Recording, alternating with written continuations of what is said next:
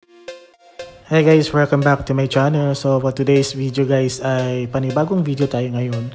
Actually papunta ngayon sa Artilim Boulevard, Zamboanga City. Tara guys, samahan niyo ako.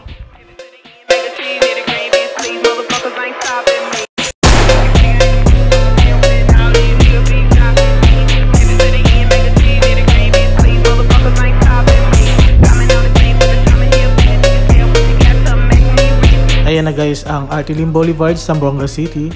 So maraming tao pupunta dito guys pag mga hapon, yes, lalo na pag gabi kasi marami din nagbebenta dito guys ng mga street foods.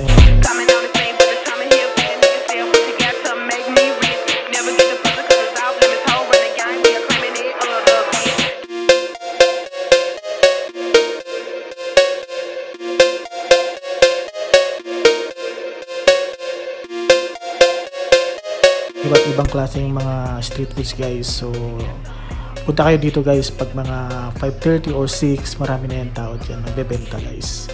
So kung gusto nyo abangan ang sunset, pwede rin kayo dito guys. So maraming pasyalan dito guys dito sa Zamboanga City. Isa sa mga pinupuntahan nito ang Artilim Boulevard, Zamboanga City.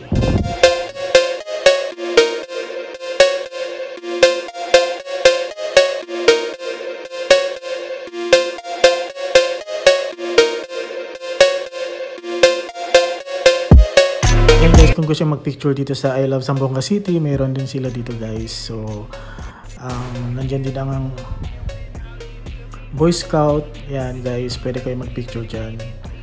And pag mag-jogging din kayo dito, banda dito guys, marami nagja-jogging dito. Minsan morning and afternoon, ganyan.